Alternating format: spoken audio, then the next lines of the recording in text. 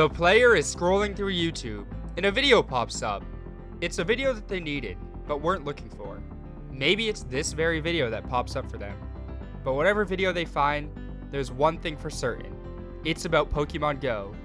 And the nostalgia, it hits them like a truck. They might immediately close the video and re-download Pokemon GO. If it's this one they're watching, they'll finish it because it's so good. But nonetheless, by the end of the day, Pokemon GO is back on their phone. And they're ready for that 2016 feeling 10 years later.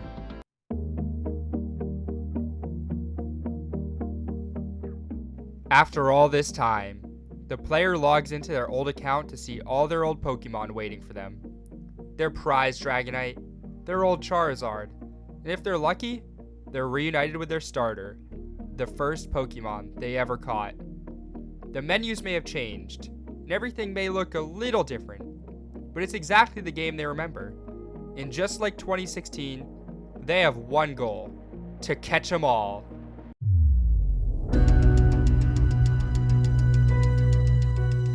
They begin their first Pokemon GO session in 10 years, and the first thing they notice is all these pink things everywhere.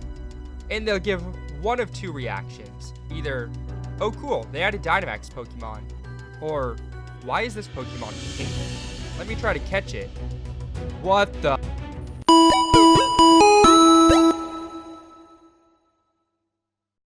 Either way, they learn if they want strong Dynamax Pokemon, they're gonna need a fresh set of Dynamax Pokemon themselves. There may be some new objectives in the game, but if they remember one thing, it's catching Pokemon. They're slinging out Pokeballs like an MLB pitcher. No Pokemon is safe. Well, until they find their next challenge.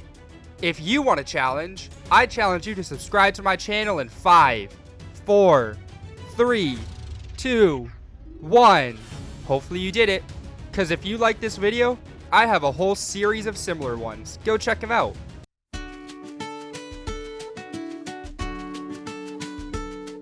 They see a gym controlled by Team Mystic.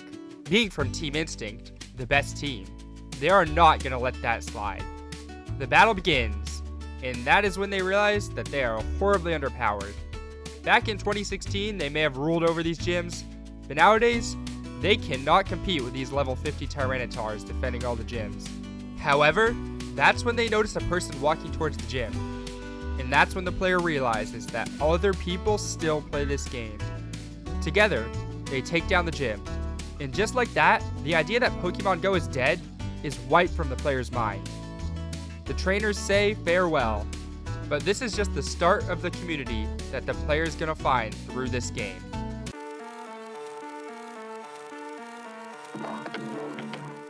While walking, they see another gym.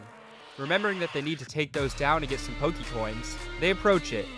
The gym illuminates with a bright flash, and suddenly, they are face to face with a legendary Pokemon. The player believes that they just won the lottery. They click battle, assuming they're about to be able to catch it, and suddenly, they're in a battle with their 6 strongest Pokemon, versus something on a whole nother level. I wish I could say the fight was close, but 300 seconds and 15 revives later, the raid boss still has 80% of its health. It becomes apparent that they are not taking down this Pokemon. Not on their own, at least. If only there was a way to connect with nearby trainers.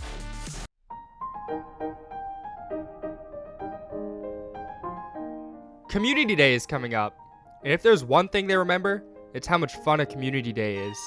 One Pokemon for 3 hours, and shinies everywhere. They decide to go to the nearest city, as they know there will be more Pokemon and Pokestops there. As they walk towards the nearest park or downtown district, the Pokestops start coming into view. Every single one of them has a lure module on it.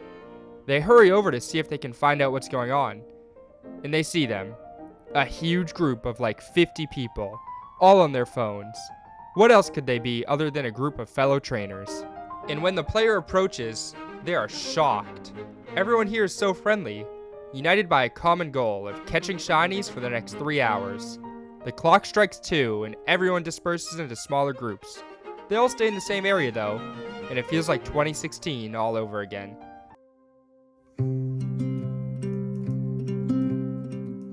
During the meetup they accidentally stumbled upon, the player asks how everyone coordinates this.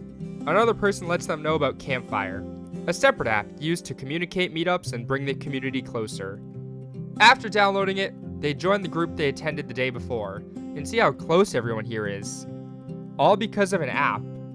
They see people are coordinating to meet up next Wednesday for raid hour. Remembering that time that they did a raid and wanting revenge, they RSVP. Wednesday rolls around and 15 to 20 people are there. The raid boss that barely got damaged after 300 seconds of battle falls over in 30 seconds. These raids were never meant to be soloed, the player realizes, and they catch their first legendary Pokemon. 1 hour later, and they have 15 of that same legendary in their account.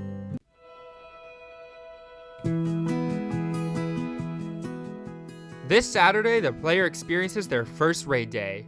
The same huge group of people from last week is there. Once again, the clock strikes 2, and all the gyms erupt. They do their first raid. Easy, another Pokemon in their collection. But after 8 or 9 more raids, something happens. Uh-oh, the player has to make a choice. Do they go home after only an hour? Or do they buy more raid passes to play the entire event? This is where one of the biggest differences in playstyle between players is found. The free-to-play players and the pay-to-play players. If they spend money, they finish the event and go home later. If they don't, they pack up and leave. Either way, they go home frustrated.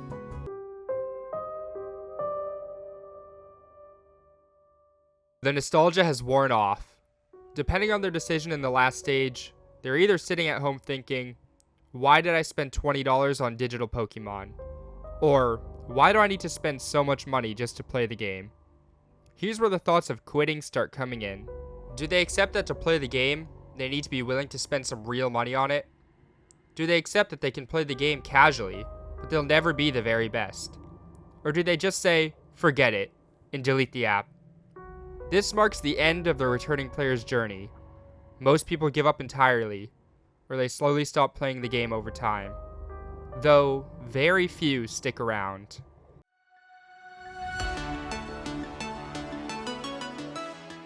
After the friendship they saw at the meetups, they decide that no matter what, the game is worth sticking with. They might spend nothing on the game, or hundreds of dollars, or anywhere in between.